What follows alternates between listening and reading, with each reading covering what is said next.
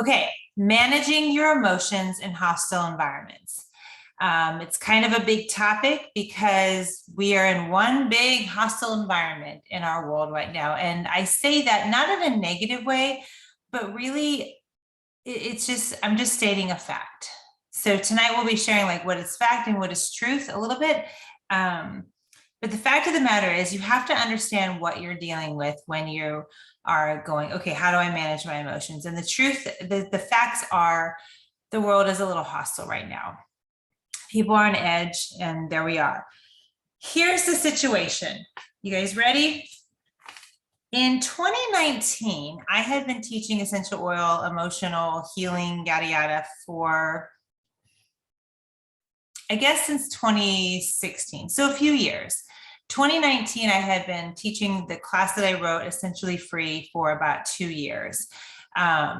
Dozens of people had gone through it and people were getting free and healed and all that, but there were still some who were on the edge, like asking me side questions, right? Some of you guys have done that, like, hey, I'm having a full-blown come apart here. How do I?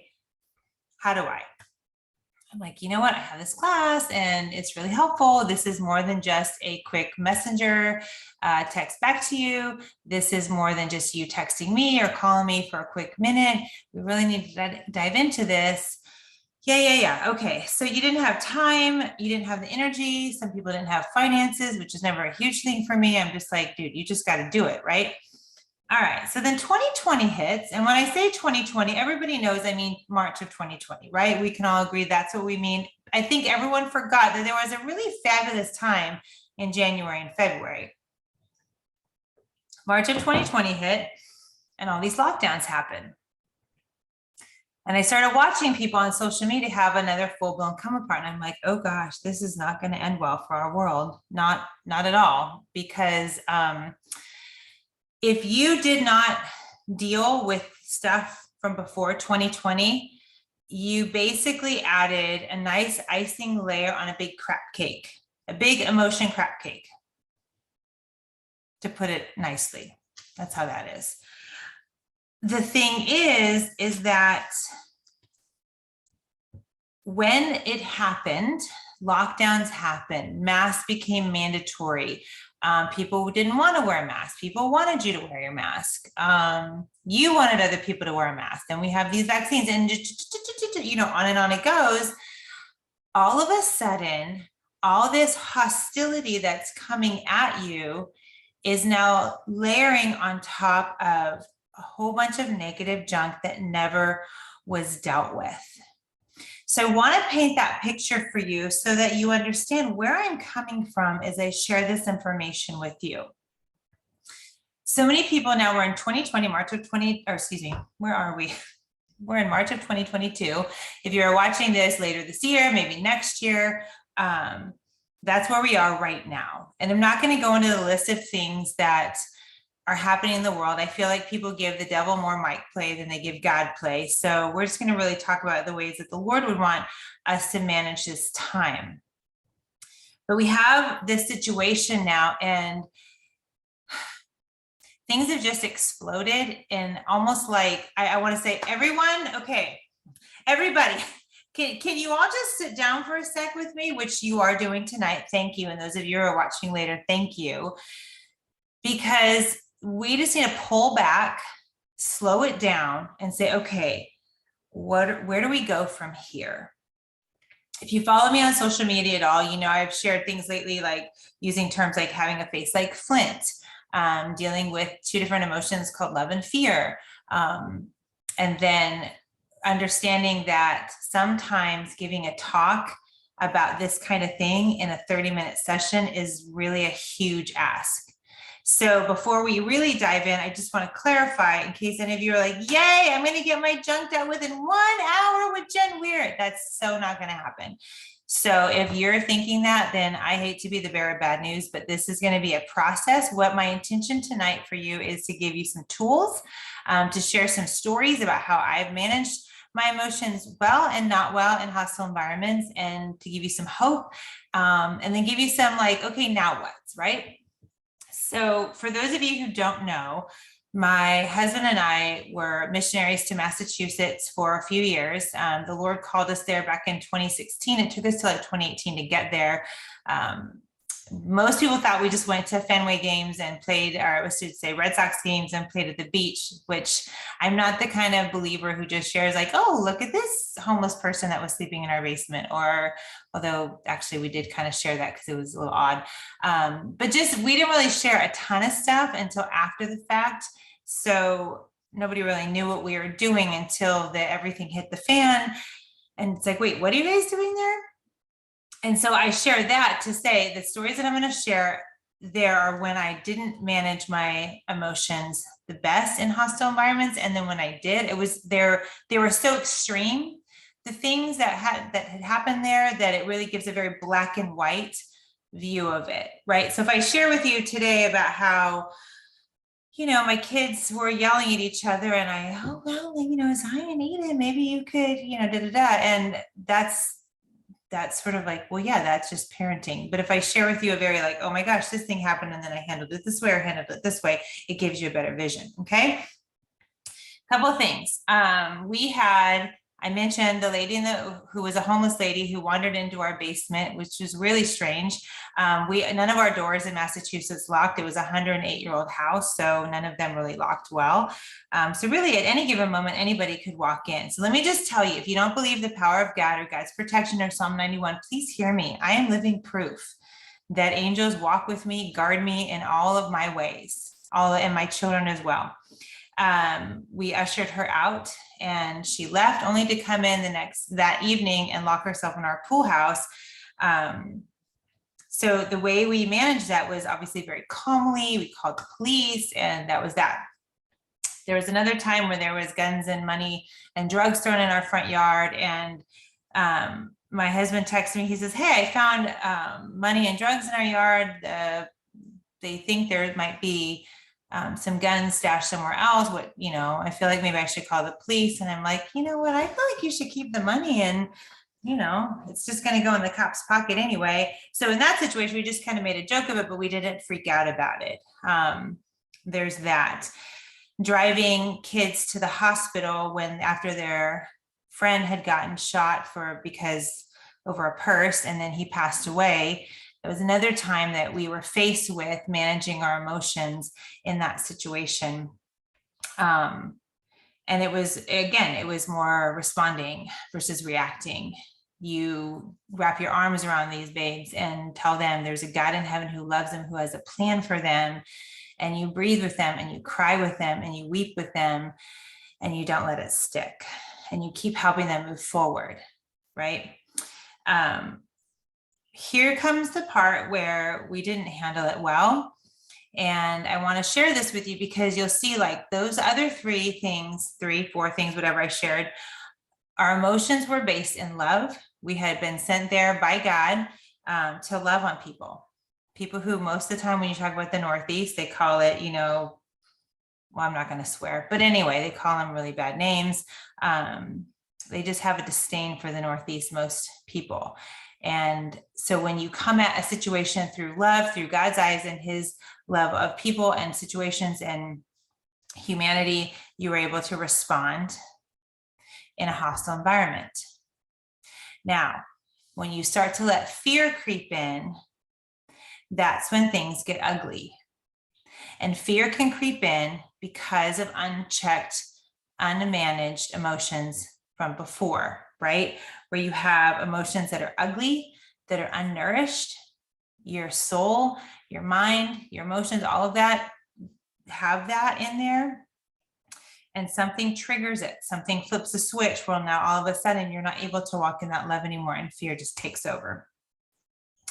We had a party. We did that a lot in Massachusetts, having people over to letting kids come in, share their music, different, gang members, not specifically gang members. I'm just saying that because it was really a miracle that no one ever killed each other when it was over, but they would come in. It was a safe place for them to just do their thing. Anyway, this one party just got way out of hand. Hundreds and hundreds of people came. It was not what we expected. And the neighborhood really was angry with us and wanted us out. And they did all their level best to get us out. And they sent policemen to our door, and sheriff after sheriff would come and inspectors would come. We were deemed a health hazard, even though no one got sick. And I share that because just again, so you can see how it starts to escalate.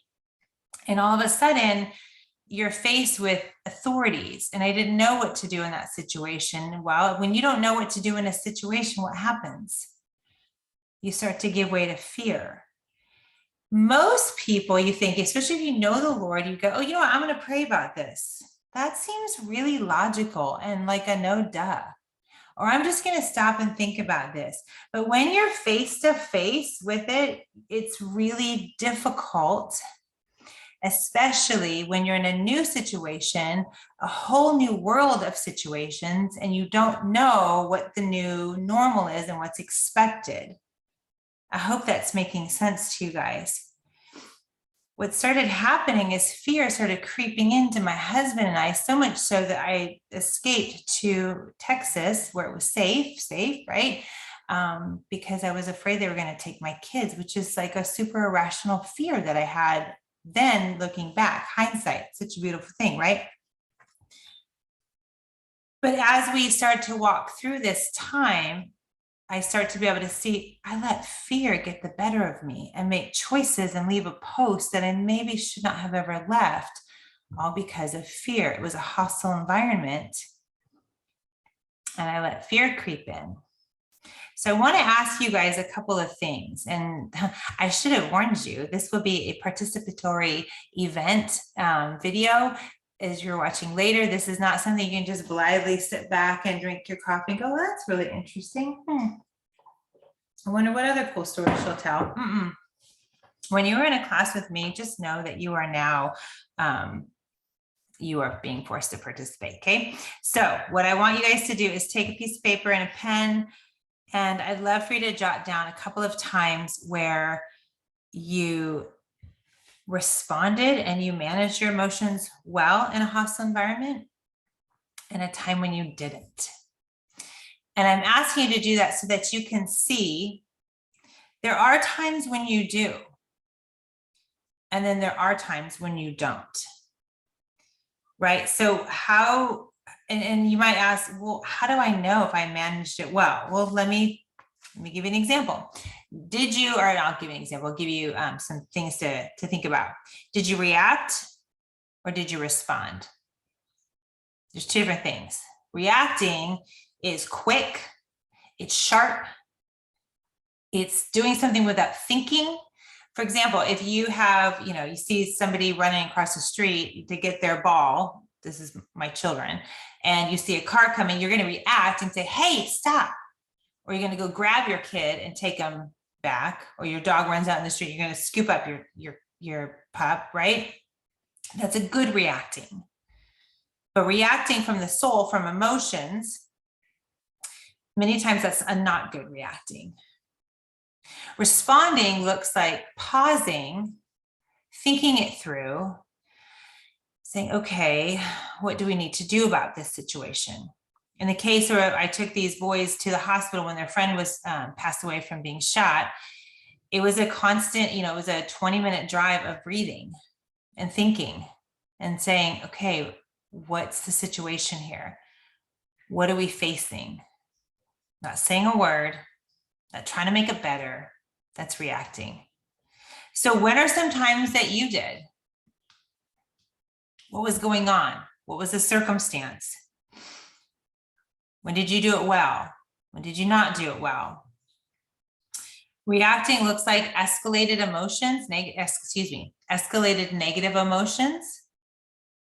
Reacting also can be escalated positive emotions, but in a good thing, right? If someone throws you a surprise party and you happen to be one of those people who love surprises, that's not me. You're like, oh my gosh, and your emotions get escalated, but it's a really good thing. Okay. And you know that you didn't respond well when the emotions of the event or the event sticks with you. For example, you can think back on it now and say, yeah, I don't like how I acted, or that event may have been traumatic.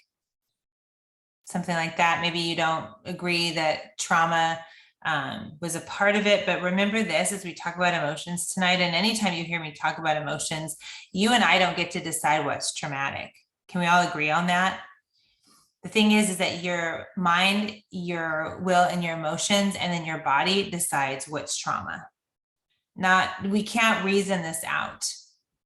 It was recently somebody, I love when people do this to me. I'm like, really? Don't you know me by now? But most people don't.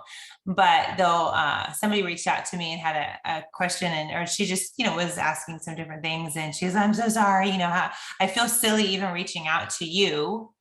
I mean, like the big elephant in the room is that my husband just died 7 months ago. Yeah, I know that's like probably hard for some people, but my heart is my heart and your heart is your heart. My trauma is my trauma, your trauma is your trauma. Like we got to stop that game of, well, my trauma is not as bad as yours, or it's like, that's a no-win game. Nobody wins at that. And it's really no fun. So looking back on your situation, even talking about mine, just a few things that I shared with you, you would probably, we all would say, yeah, I would have rather responded in the times when I didn't manage it well versus reacted, right? Of course. And we always say, oh, I mean, yeah, but hindsight's really great, isn't it? For sure. Except hindsight in emotions is not like, oh, wow, I wish I'd invested in Apple in 1960, whatever. Or I wish I'd invested in, this, I would say Tesla. I don't know anything about Tesla. That was even possible, but you know what I mean? It's different. It's not like should have done that. It's hey, we live in a fallen world and negative things happen. How's about we learn how to manage our emotions now and learn how to head off negative things, triggers at the past, so that the next time something like this happens, I'm better equipped. So that's how you can actually make hindsight work for you. And you can have hindsight because we know the future. We know the future that God has for us is good and an expected end. And yet we know the enemy of our soul wants to just steal, kill, and destroy. That's just straight up truth, right? So if we know that there's someone out to steal, kill, and destroy us and from us, wouldn't it be wise to deal with that now? I'm going to say yes. We can choose now to respond ahead of time by learning tools. Tonight, I'm going to give you some tips and some tools that will help spur you on either to keep going on the path you're going and just, okay, I'm going to put these in my back pocket. I'm going to use these in the next thing. Maybe to start opening up the possibility of dealing with some of your stuff, right? So the very first thing, it's twofold that I'm going to share with you. And again, since you have your pen and paper in hand, write this down, is in every situation, I know for me and I know for you, I can guarantee the number one thing that you could have done, that I could have done in those situations where we did not respond in a positive way, we reacted in a hostile environment, is to pause and breathe. Right? Think about it. In fact, how many of you are breathing well right now? You can go ahead and let me know in the chat. I caught you, didn't I? I caught you shallow breathing from up here. I'm shallow breathing because I'm talking. But you'll notice I pause and I take a few breaths. And proper breathing, put your hand on your, I guess it's your diaphragm, on your belly, right? And you take a deep breath and you should be able to feel it rise and fall. Most people that I talk to when they're talking about their emotions, when I coach them, I just watch and I'm like, I see your chest going up and down. That means that you are not breathing well. So what I want to see is this. And as I speak more slowly, I'm hoping that you guys, because I can't see you, but you're getting that. So see the difference, right? Up here, we're running. down here. We're breathing. When you breathe and when you pause, your body immediately slows down. You stop producing epic amounts of, I should say vast amounts of cortisol. You start releasing more fresh, oxygenated blood and breath into your brain.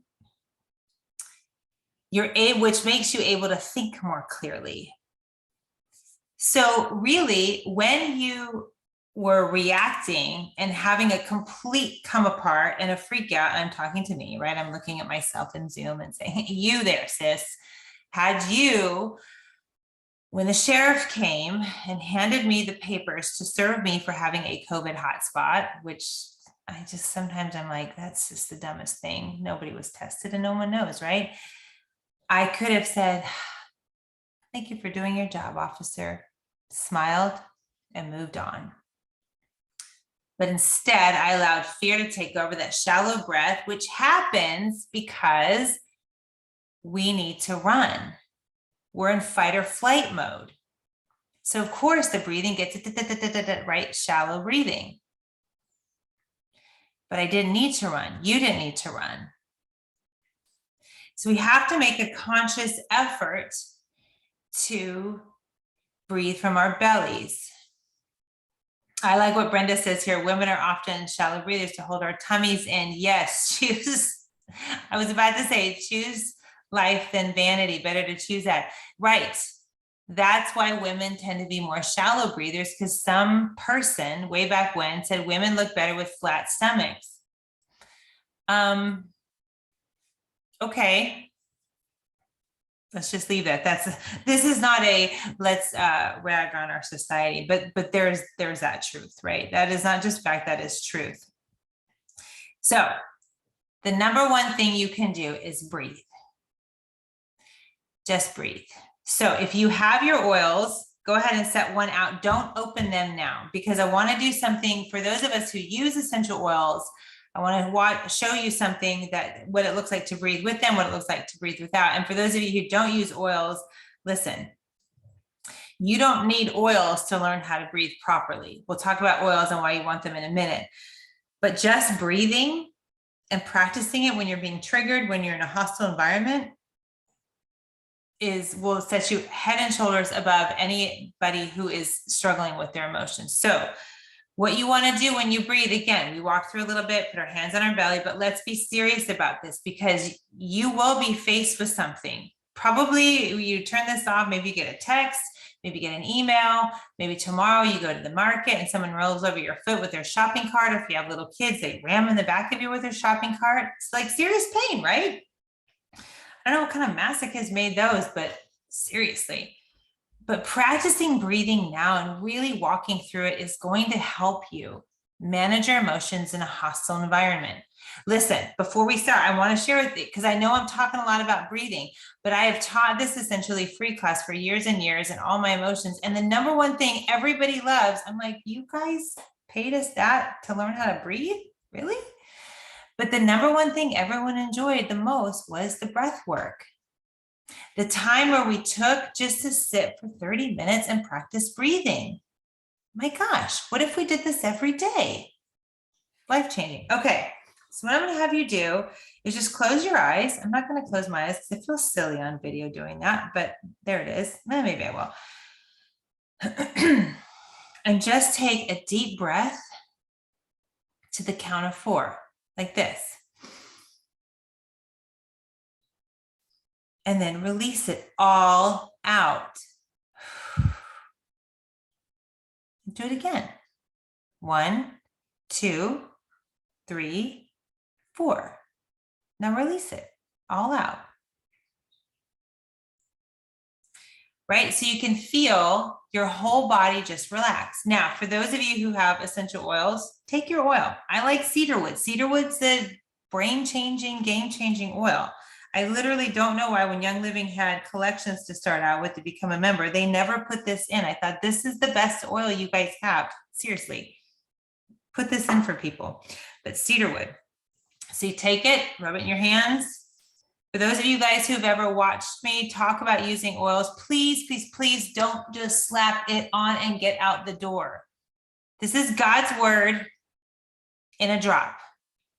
It deserves more than just slapping it on and going out the door. If you're not going to use it, you're going to treat it like that, then just don't use it. Seriously, it's kind of like your Bible. Like, I'm just going to get on a soapbox for just a minute. This deserves more than a 5-minute Devo in the morning. And then, okay, good. A verse a day keeps the devil away. Like, no, no, no, no. A drop away keeps the, I'm not sure what away. No, no, no, no, no. Seriously, these are timeless tools. These are meant to heal you, mind, body, your soul. So when you use these, use them, right? It's like savoring a good wine. Which I don't even drink wine, so I'm just going to pretend I know what that means. Anyway, when you use your oils, you want to breathe them in. So let's do that together. Look, I'm going to do it with you because I like breathing in oil. So we breathe in for a count of 4. And then you exhale. So for those of you who did that with oils and without, I'm pretty sure you'll see a difference. You'll see an even calmer feel because the oils now are going in, especially cedarwood. If you use cedarwood, it's going into the neural pathways in your brain, right? Rewriting all that, carving in new good pathways, oxygenating the brain even more. It's breathing life into that gray matter. Breathing is great on its own. Breathing good, oil is good. Breathing them together, it's miraculous, literally miraculous. I have story after story of sharing essential oils with people who were just out of a mental hospital or suicidal or having just the epitome of full-blown come apart. And just breathing those in can calm down the nervous system in a matter of seconds. Within 20 seconds, all of those molecules are in your brain, doing what only the Lord could have designed them to do. Remember, that is cedarwood distilled down. God's word said, God said, let there be cedarwood, and there was a cedarwood tree. And now we cut it down, we distill it, and we make these little drops. Come on, you can't tell me that that is not powerful. This is not man-made. This is not manufactured by man. This is something that the Lord gave us, and over 1,000 references to the oils and their plants in the scriptures. I'm just going to say there's no reference to vaccines in there. I mean, I'm just saying. Moving on. Good thing I'm not zooming this from on YouTube or whatever. It'd probably be shut off by now. All right, so breathing. There we are. Breathing, pausing. When you are faced with a situation the next time, pause. There's power in that. And I do mean just pause. Stop. Stop talking. Don't even think. Just pause for a second. And then breathe. And then think. So there's that. When you choose better, pausing, breathing, you're able to start seeing times more clearly when you are needing to respond, needing to react, right? Where we react because somebody's in the road, we respond because somebody's fussing at us or we need to do something. Now, triggers come up, and this is why we start practicing these pausing, breathings, and some other things we'll share in a moment. One of the times where I didn't manage my emotions very well in a hostile environment, but the Lord gave me a chance to repent and apologize. I say it was a beautiful opportunity, though I don't really care for humbling myself in that way. When all the mandates first started in Massachusetts, we had to wear a mask. You had to stand on a line. You had to stand in line to get food at Trader Joe's. They ruined one of my favorite places, which is Trader Joe's, right? For all of you who live in Texas, I prayed for Trader Joe's to come, and In-N-Out, you are welcome. Don't tell me God doesn't answer silly prayers. What I realized about that, going into Trader Joe's, having to wear the mask, it was just constant, something I didn't want to have to do. I didn't want to have to wear this mask. It reminded me of something else, but if somebody was forcing me to do something I didn't want to do, and I share this with you not to open up a can of worms, please hear me. I have a point. This is not a slam on masks. I'm not going to be divisive. That is not my intent. That's never my intent. But I want to share this with you because it's really important for those of you who don't like masks to hear me on this one. Okay? And for those of you who feel we should, you also need to hear me on this. So they're making us stand in line. It was just so ludicrous. We had to go down one way in the aisle and then you walk up. I'm like, I don't even understand this. It makes no sense, but okay. And I was just up to here with people telling me what to do. And I'm just trying to face like flint, do my job, do the thing I came to Massachusetts for, and they're making it very difficult. So I'm standing on this line. I thought I was in the right line. And the man's like, you need to stand over here. And I was like, oh my God, if one more person tells me to stand on something, I'm going to lose it. It was not his fault. He was just the manager at Trader Joe's. He was merely doing his job. The next time I came in, the Lord had me apologize to him for having a reactive word for him. What I realized in that moment was that I was obviously very triggered. To say I was triggered is like, well, that's a no duh. But the thing is the reason why I was triggered was because as a child, somebody did that to me and they violated me and I was powerless. And yes, I walked through that and I have been healed from it, but there comes a point where there's still some part of that wound that isn't quite healed. And there's a little scab that's over it. And that incident picked the scab and ripped it off. And all the ugly that was from that event as a child just went. Does that make sense to you guys? So what I saw with all of 2020 and all the surroundings of it was this. Most people were triggered by being forced to do something, and the way they reacted to it was to lash out, to get on a committee, to create groups that were anti this. They were having meetings about meetings, which is never really does anything unless you're starting a nation, apparently. Lots of wars. People became keyboard warriors, all because they didn't deal fully with those old wounds. And if you sit for a moment and ask yourself, is this truth? I'm pretty sure you're going to come up with the answer that I think you're going to come up with. Making you do something that you don't want to do is triggering. We know instinctively as children of God, this is not right. But as children of God saying this is not right, and going, I'm gonna go ahead and do something about that. Versus knowing this isn't right, but being a little wounded child, having childhood wounds, having early adult childhood wounds, having adult wounds, having trauma as an adult, right? All of these things, now you add on, this isn't right. It's like, then you're just kicking and screaming, this isn't right. So think about it. Do you have moments that you can think back on in the last couple of years where you're saying, you know what? Yeah, I was triggered by that. And it may not have actually been about that thing. You see, a lot of people were triggered in the last few years because of fear. And we know that. And one of the things that I chuckle about is when we say, well, people just shouldn't fear.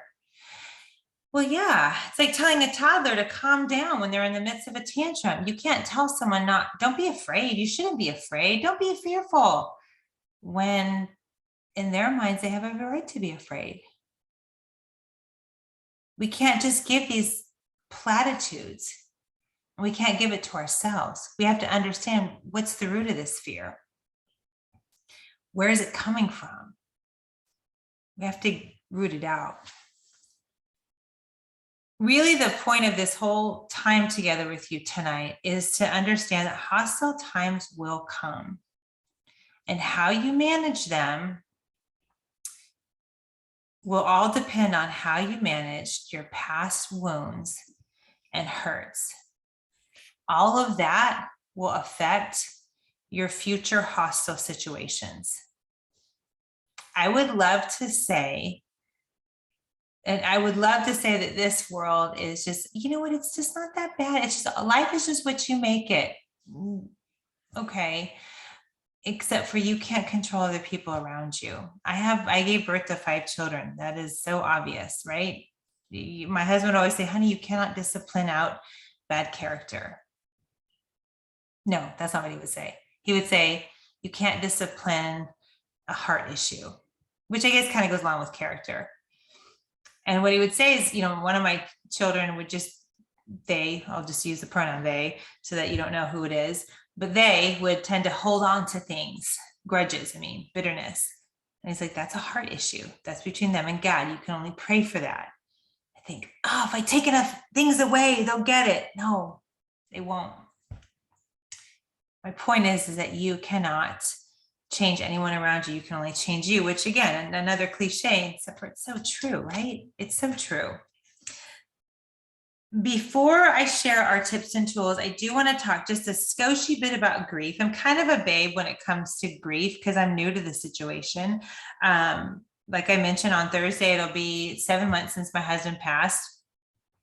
So I am by no means an expert on grief and loss. I have lost a child. So there's that, obviously I've lost my stepdad, grandparents, all that. So grief is, I understand it. I've been through it, but nothing to this extent. But I do want to say, and I had to write this down, because I'm like, what do I want to tell people who are grieving, who have grieved? And you're sitting here in a class, I'm like, well, manage your emotions in hostile environments. And yet sometimes when you have grief on top of that, a loss, man, I'm going to tell you what, sometimes it's really difficult to manage your emotions in those hostile times when you have this layer of grief just kind of around you.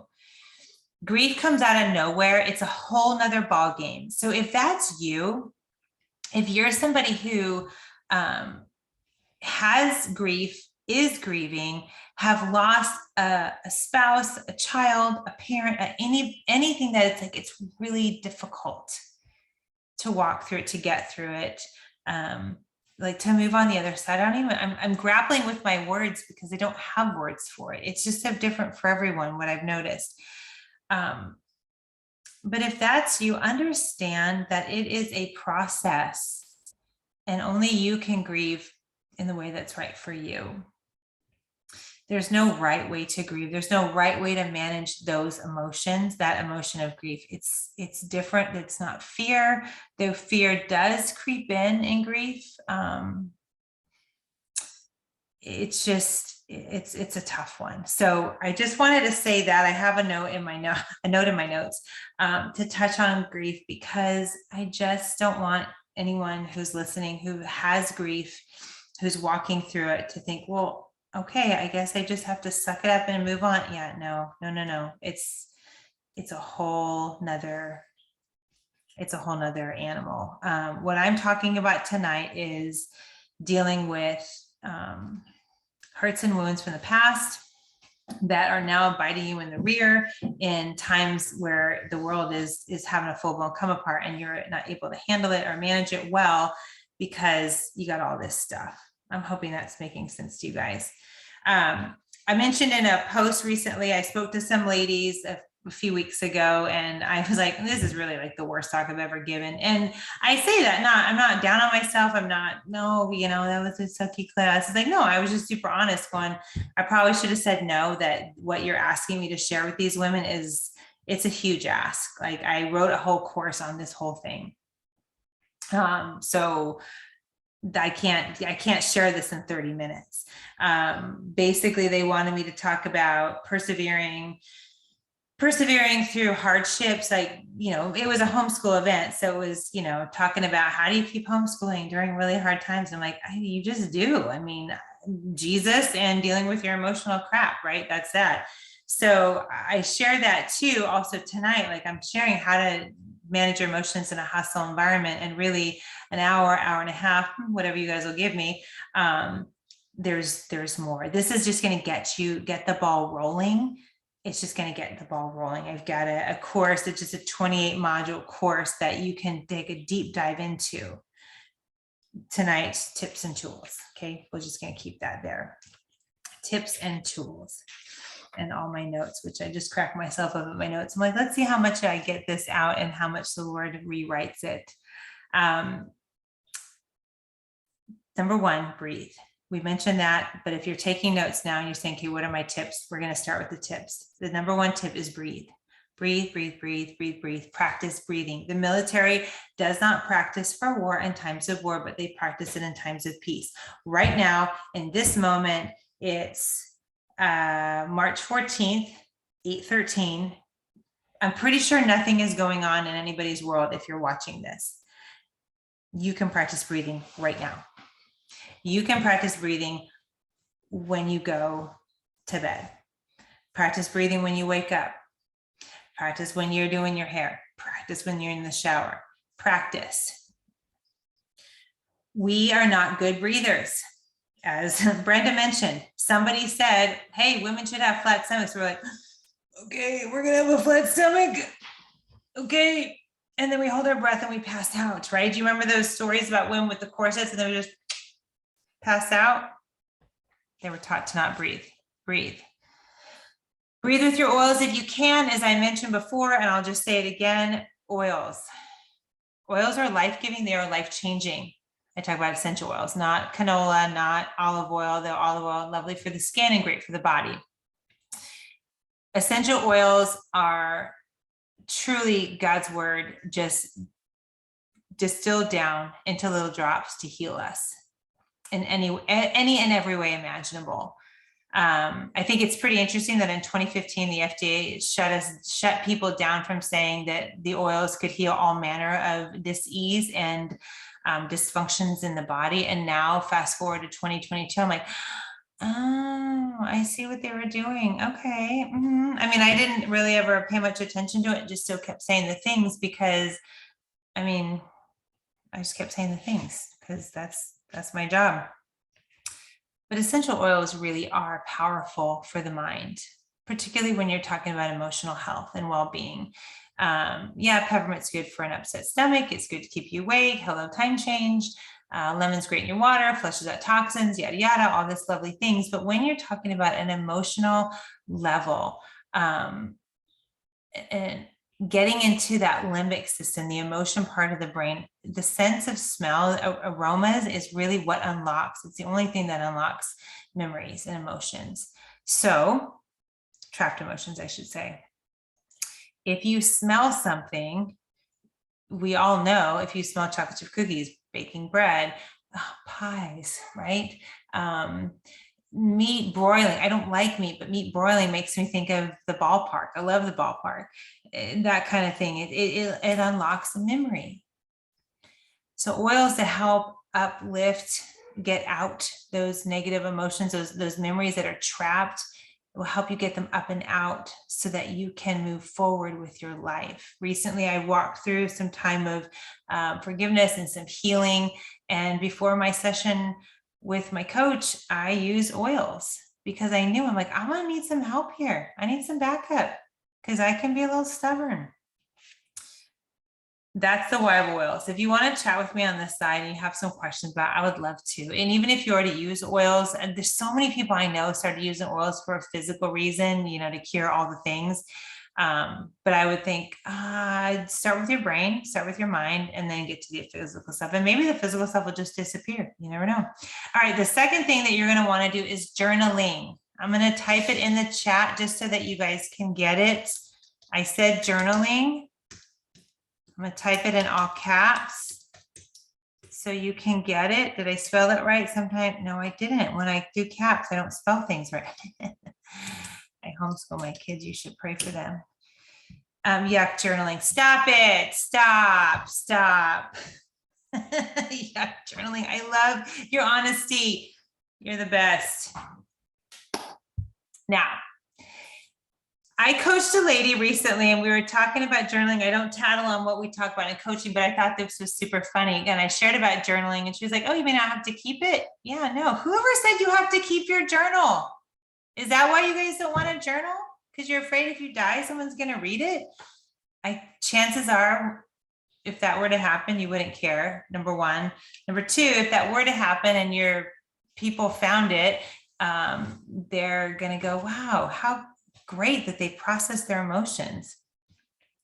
Journaling, when I talk about journaling, I don't mean I don't even have a journal in here, but let's pretend this is my journal. This would be a big journal, but it is not this fancy, you sit down with a quill pen and you just start writing, dear diary, today we went to the park, we had a lovely cup of tea, whatever. No. It can be as raw as this. When I say journaling, I mean just getting words that are in here out on here. I was about to say, I'm sorry, sometimes I make myself laugh. I wonder where my canon gets it from. I was about to say, okay, all my introverts raise your hand. And I'm going, oh my gosh, the answer's in the question. That's going to be a no. All my extroverts will be like, I'm an extrovert. And the introverts would be like, no, we're not doing that. So for my introverts, who even if I asked you guys wouldn't raise your hands, most, I don't want to say all introverts, but most introverts are very, they process everything up here. I gave birth to, okay, so 5 kids, 2 introverts. It's so weird. I just assumed everybody would be an extrovert. So my introverts, I have to understand that they think, they process, they take their time.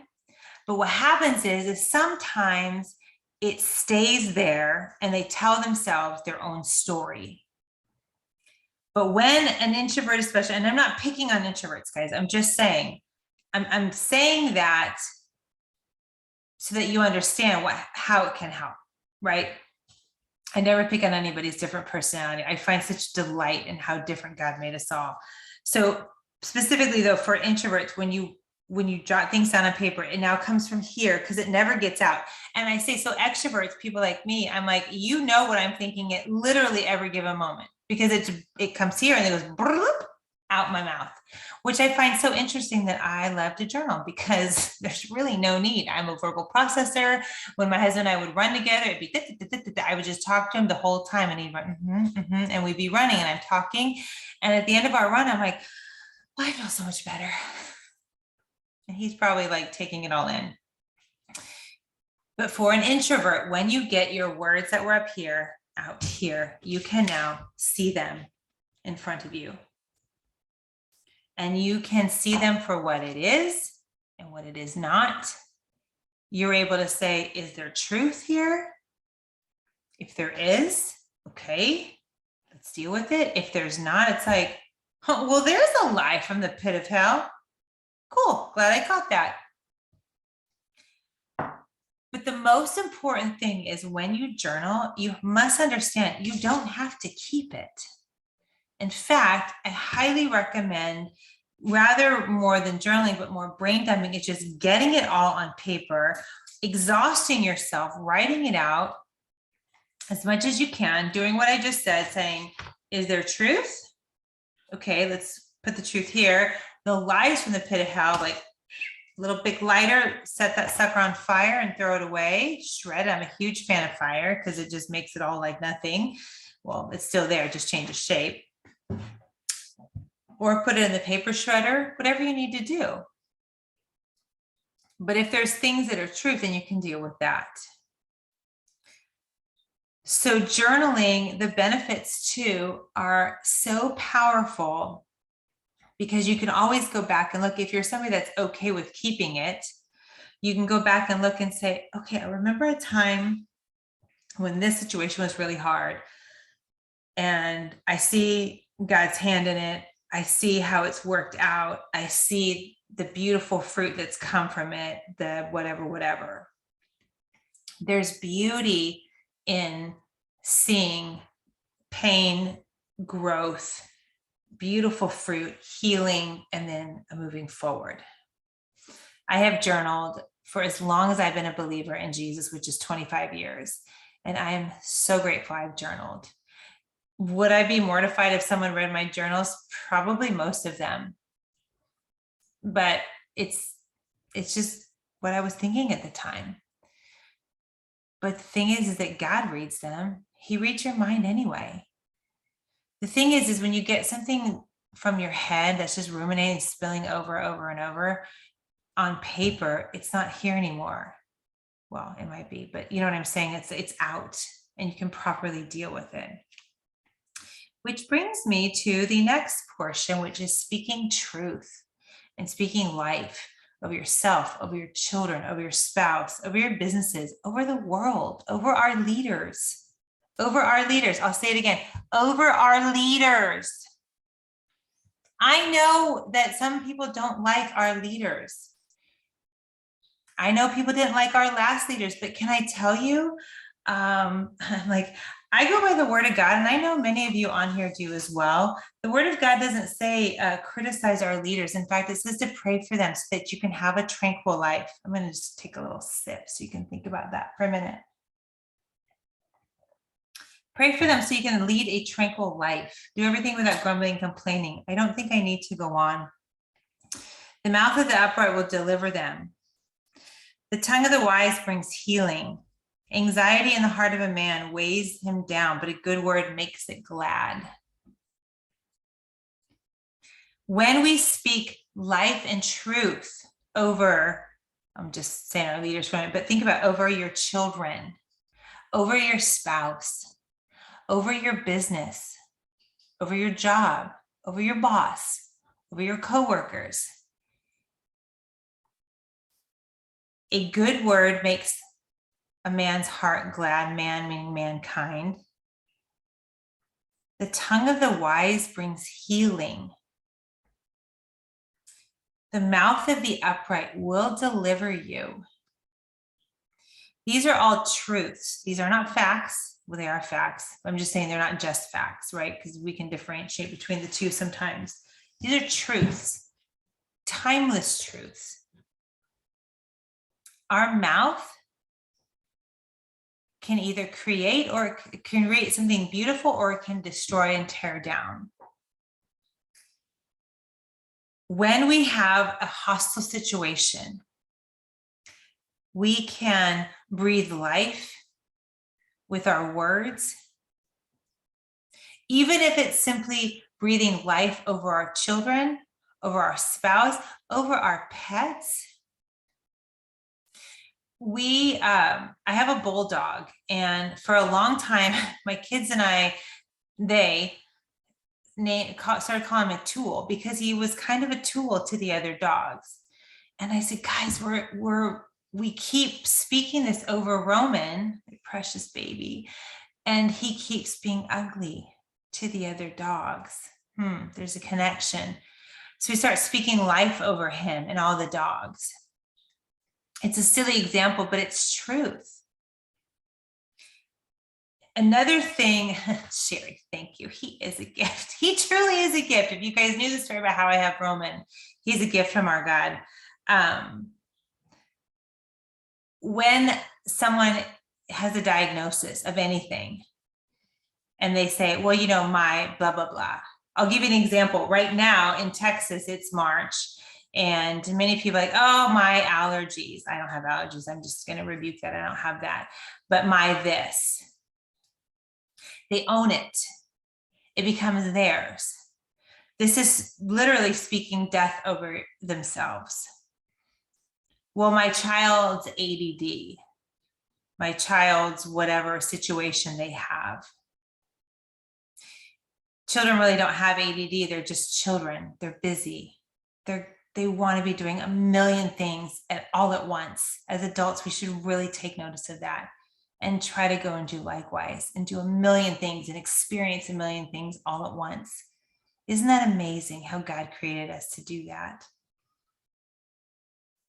Speaking truth breathes life into your very, very soul and into your body. Speak what you want to have, see experience, not what you fear. Yes. choose to not accept that diagnosis. Yes, and yes, I will tell you this, and I say this knowing, yes, my husband died of cancer. It's his story to tell. He's not here to tell it, but it is not the cancer ultimately that killed him. Again, there's an enemy of his soul that chooses to try to steal, kill, and destroy people. My husband was a victim of that. And there's many things I could tell you, but again, it is not my story to tell.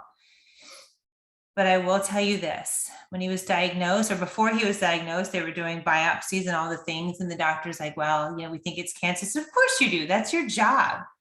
That's all you people think about. COVID and cancer. It's like the double C, right? C squared. I said, I see no truth in that. And I didn't believe that that was his diagnosis. There were so many other things it could have been. The point is, you can choose to receive or reject anything that is spoken over you.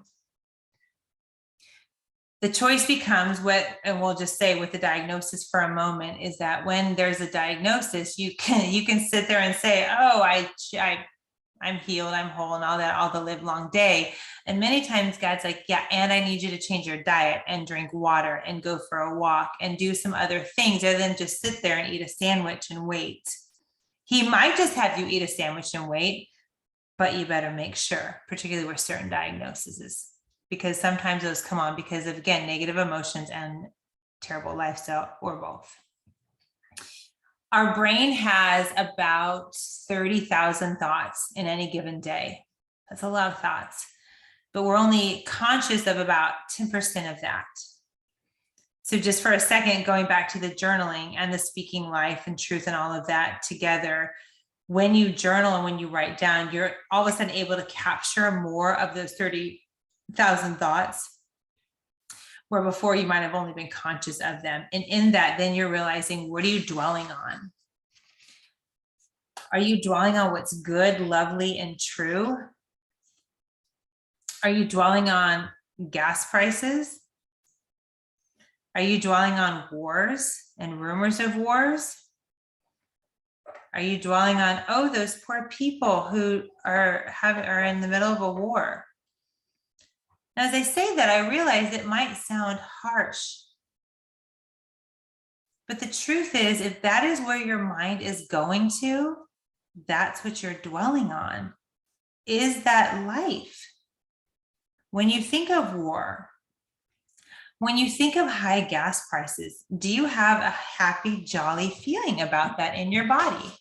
Think about it just for a moment. Let's do a little test. When you think of those things, where do you feel it? I'd love to see some responses in the chat. Let's have a dialogue about it. Because I can assure you that anything that has to do with negativity, wars, and spending your money on needless things, it's kind of like buying socks. I don't like buying socks because I don't get to see my socks very often. And it drives me bananas when I have to pay $8 for a pair of socks. I'm like, I don't even see these.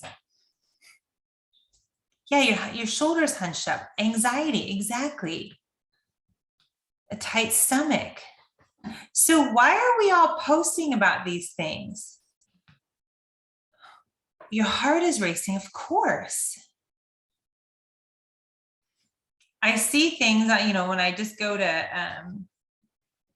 write in my oil group or share stuff on my page, I see things like, World War III and all of these. It's like, what? Oh my gosh, no, I just rebuke that. And I'm sorry, I'm not going to receive that. And I start to pray for that situation. And I don't get caught up in the what ifs and the feeling of all of those things going on. That's right. Oh, Sherry, I got to share that because she said it to everybody, but I'm saying it for those watching later. So my husband said last night, this is the most mileage he's gotten out of a tank of gas since we bought the car. I said, well, that's because my daddy is Jehovah Jireh. The Lord will provide. Yes. And if you are a believer in the same Jesus that I am, you better know that our Father in heaven sees those gas prices and laughs. He says, I own the cattle on 1,000 hills. Is that all you got? Is that the best you can do? For those of us who like to I'll just say this, do a little spiritual warfare. You might want to catch yourself instead of slapping a sticker on the gas pump saying, is that the best you can do, devil? Okay. Well, thank God that my God owns it all. Timeless truths, like I shared before in scripture, bring healing to the heart, the mind, and the emotions. These are the things that you will want to dwell on. These are the things that will give life to your mind and your body. These are the things that when you are attempting to speak life over not only yourself, but your family, your pets, your businesses, your job, your boss, your everything, this will be the thing that starts to come out of your mouth. When I'll share this with you and then we can move on. I just like to share sort of the differences between speaking life and seeing the things that you're dwelling on, how it then just starts to come out your mouth. When we moved back to Texas, it's interesting to me, when I lived in Massachusetts, I knew nobody who had COVID, not one person. And even our first 6 months of living here, I didn't know anyone who had it. But then all of a sudden it's like people are dropping like flies. I'm like, what is going on with you guys? Hey. I have my own thoughts about perhaps why we all tended to talk about it a lot, but that's neither here nor there. But when I did go to different circles and was invited to different things, it was all different circles of people. It wasn't like it was just, this one group, just whoever I was with. Inevitably, within about 15 minutes, there was a conversation about, well, when I had it, well, when I had it, this, not me, but everybody else was swapping and sharing symptoms and thoughts and like war stories of it. I was like, God, were you guys in Vietnam or something? I mean, that's what it felt like. And at one point I kind of was just looking at this particular group and this other lady caught my eye and she goes, we didn't talk about the flu like this that much. I said, yeah, I know. I was kind of starting to feel left out because I didn't have a war story to share like you guys do. And immediately the conversation changed. It was like, what are we doing? Why are you guys just talking about this? This is stupid. Talk about things that bring life, things that heal, things that edify, things that are lovely and wonderful, good things.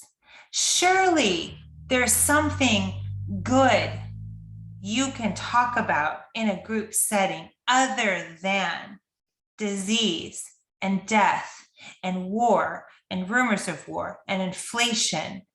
Surely there's something. You want to learn how to manage your emotions in a hostile environment? Start with your mouth. Start with your thoughts. I should say, start with your thoughts, then your mouth. What are we on? Fourth thing, is to move or kick people out of your neighborhood. This is good. I love it. I wrote this. I'm like, this is good. The Lord told me so. It's really his work. Anything good, right? These are the people in your neighborhood. Okay, you guys ready? You got 3 people. You have your porch pals. You have people that come along on your sidewalk, and you have your across the street friends. These are so important to figure out just in your mind. Don't send anybody a letter. Don't start texting people. Don't post on Facebook. I am unfriending half of you because you're bad for me. Don't do that. Don't do that. Just make a mental note of who is life-giving, who is like-minded in a positive way, who is mentally going to challenge you onto good things, love and good deeds. Who is that? Keep them on your porch. They're your people that you're going to have some lemonade with. They're the people you're going to invite in. They're the people that you're going to swap stories and say, hey, how did you walk through this? Or what are your ideas for this? Growth. Think of prosperity. Think of health. All of those people who foster those environments, they're your porch pals. The other people, you decide. Those who walk along the sidewalk, you're like, hey, I know you. I think your name is Susan. Yeah, nice to see you. Love your dog. And then the ones across the street, you don't even know them. But if Susan were to tell you maybe how to make your pot roast, You'd be like, I don't even know you, Susan. I'm a vegan. I don't eat pot roast. Bye-bye. If the across the street person was like, hey, maybe you should exercise, or I'm just saying, you'd be like, I don't even really know your name.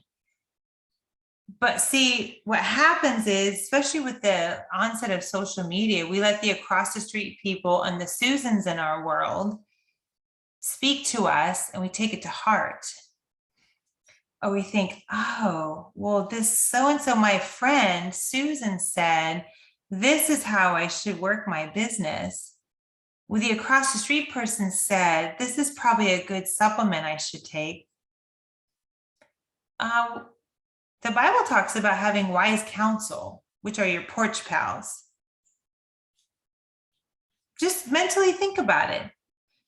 Those who are feeding your mind with truth versus those who are complaining or negative or just adding you all the time. Which ones? Think about it.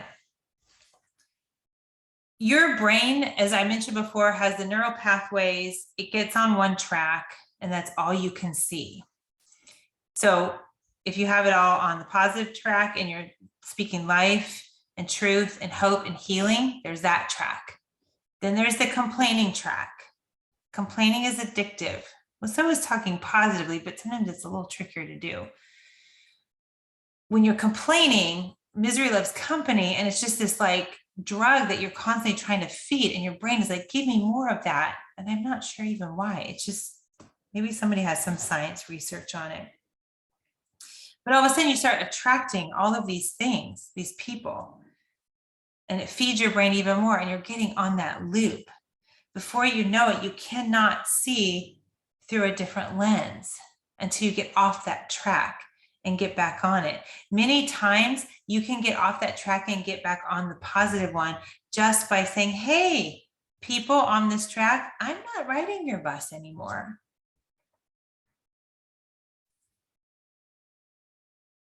Surround yourself with people who speak life, like-minded. What you dwell on is what you'll speak about. And finally, I just want to share with you one word to change. Change, actually, I should say not the word, but the phrases that go on either side, and that's the word but, B-U-T. For those of you who've sat in my emotion classes, you know I like to talk about our butts a lot, in a good way. We say things like, how was your weekend? Well, it was good, but it rained all weekend. How's your family? Well, my kids are great, but so-and-so's not doing well in school. How's your job? Oh, I love my job, but my boss is a complete bonehead. So what happens is your brain only remembers the last thing that you said, particularly because it's negative. There's the good, better, best, right? You can say, well, it was raining, but I had a good weekend. So the last thing you and your person you're talking to remember, you had a good weekend. Great. We're going to forget that maybe you don't like the rain, although the rain is like God's abundance showering down on you. So I'm not sure why people don't like rain, but that's another topic for another day. How are the kids? This one is having a hard time in school, but overall, everybody's doing really well. He's doing good in math or this or that or whatever. Speak some positive. When you flip your statements, you start to be very focused on the last thing that you said. You start to realize, did I even need to say that negative thing? Probably not. Didn't need to be said.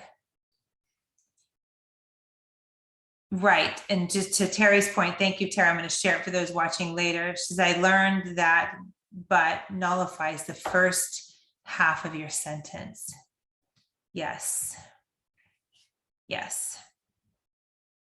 So in other words, yes, if you're going to put the negative at the beginning, well, you might as well just not even say it at all. Wasted words. Choose your words wisely. Take an assessment even of the last 24 hours. If you're having an easy time remembering the last 24 hours and all the things that you said, right? What did you say? Were there any buts in there? that ended with a negative? Did you speak life of your situation in your life? In a hostile environment, we have two choices. It's like the 2-item menu at In-N-Out, right? You pretty much don't have a lot of choices. You can choose love, you can choose fear. It's easy to say, well, just don't fear.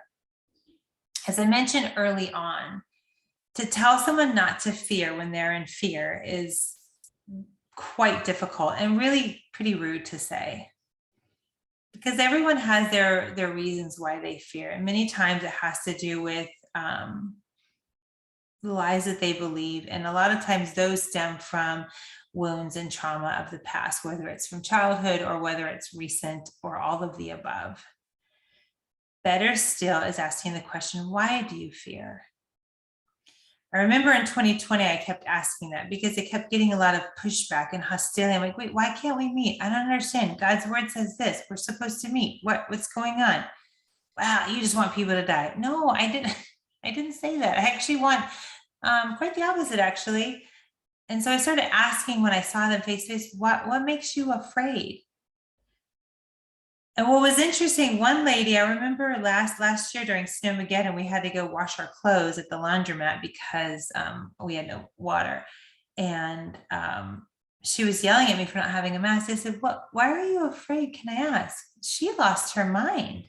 It's like, it was really a simple question. She could have said, well, I'm not afraid. I just think you're being a tool, or I think you're being rude. Okay, well, that's fair. I've had people say that. But it's a really good question to ask. It's a good question to ask yourself. And I'll say this and we'll get to the now what, and then I'll let you guys go. If you have questions, we can chat about it. But if you are someone who is responding in a negative way, and we all know we can do a good self-assessment of the situations around us now or later on down the road. If you're responding in a negative way, ask yourself, what am I afraid of? Are the rising gas prices really irking you? Which I'm cracking up because in 6 months, if you're watching this 6 months from now, you're going to go, wait, what are you talking about? I know everybody in March of 2022 is losing their mind because gas prices, in case you're watching this later. And there's some war over in Russia. So there's that. Or if they're watching it 10 years from now. What are you afraid of? Where's the truth in that? Where is the truth in that? Where does that fear come from? Do a deep dive and ask yourself these questions. When you come up with the answer, I guarantee it's not going to be about the hostile situations going on. If you breathe through it, if you prayerfully consider the answer, I guarantee you're going to find a solution that is not going to include tensing up and being upset about it. I guarantee that. In any class like this, I give a lot of food for thought. Some people will take a few tips and you can put these in your back pocket and it's going to help propel you on to the next level that the Lord has for you. And you'll say, okay, cool. The next time a hostile situation comes up, I've got a few of these things, some nuggets in my pocket. Maybe some of you have just started on an emotion, kind of a peek into your emotions. And you're like, okay, these are some things I can take. If you use oils, I would encourage you for the next week. No, that's a lie. For the rest of your life, that's me. But for my people who like to process, okay, I'll just give you 7 days, but really it's the rest of your life. Use your oils, thinking about your emotions first before you think about your physical, your body. Let's say you have a headache or a stomach ache. Before you reach for peppermint, ask yourself, is this emotional? Just ask your body. Your body will tell you. For those of you who don't use essential oils, dive in. I'm going to give you 3 that you need. Just 3. You don't have to get the whole kit and caboodle, just 3. And that'll get you started. And that's lavender, you need frankincense, and you need cedarwood. And you need Young Living. I'm not going to do a whole talk on why Young Living is the best. They're the OG. oil people. Like, come on, don't you want to go to the original? Don't you want to go to the source? Just do that. Please don't go to Walmart. Don't go to Sprouts or Whole Foods and get you some crap. Do the deal. Not stress away. Frankincense, lavender, cedarwood. That's what you need. And you guys who sell oils, tell your people, just get them started on that with their emotions. They're going to be fine. That's going to help propel them. The second person is somebody who you need a little bit more in depth because you know you've got trauma. You know it's time. You've stalked me on Facebook. For those of you guys who are like, hey, I've followed you for years on Facebook. I'm like, hey, say hi. Say, hey, Jen, I follow you. Or, yeah, I like this. Like, come on. Don't reach out at me like 5 years later. I've been following you for 5 years. Well, that's silly. We could be friends. Come on. I could have helped you earlier on.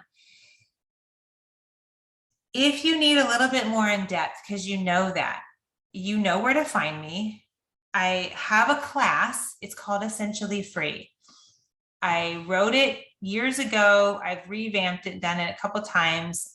We put the stop on it last summer. I've rewritten it now. It's more streamlined. It's 28 modules. You can do it at your own pace. It's not on Facebook. It's just a whole online course that I'd love to invite you to take a peek at. I'll put the link here in the chat in a moment. And then I have a coaching option as well. Many people don't know that I'm an emotion coach, mostly because I don't know why, actually.